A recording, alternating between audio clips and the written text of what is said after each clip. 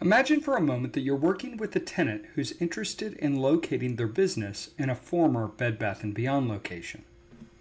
They're specifically interested in looking in Mecklenburg County, the Charlotte MSA.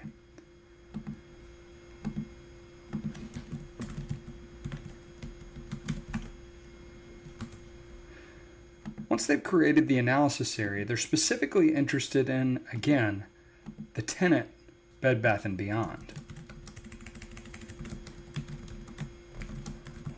Once they've identified those businesses, you can see that there's only 2 locations of former Bed Bath & Beyonds in Mecklenburg County, while 2 other locations are outside of the county. Let's say they wanted to investigate all 4 of the different sites. Here, they'll save the locations as a layer,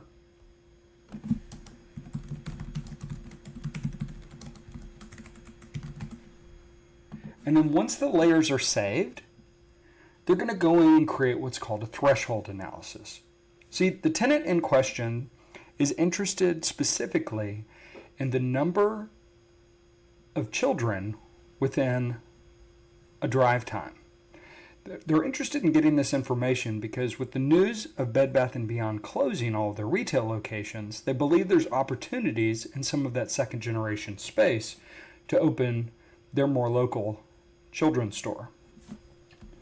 Once the layer's been created, you can simply go in and create a threshold analysis area from the point layer. Here you'll see that there's 4 different locations, and you can calculate this for any Esri variable. But the one we're specifically interested in is children under the age of 18. We're interested in finding how far we would have to go to get to 20,000 of them, and we're interested specifically in a drive time analysis area.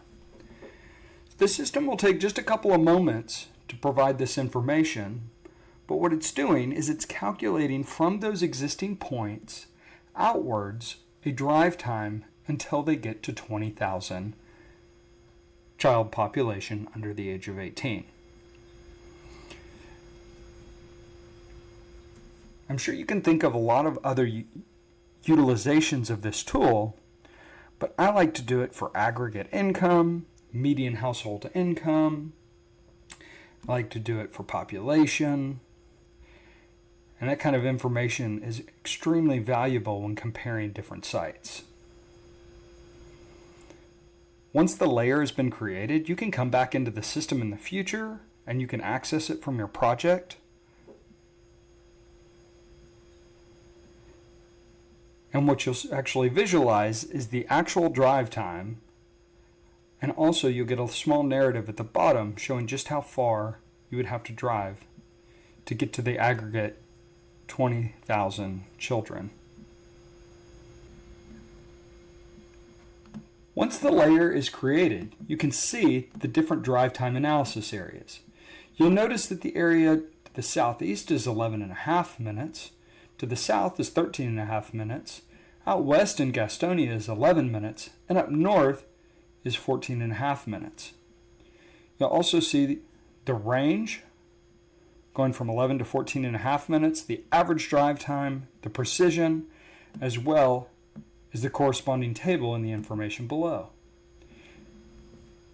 This simple to use tool can really help you better understand the demographic makeup of a market and helping your tenant to get the exact location that they're looking for.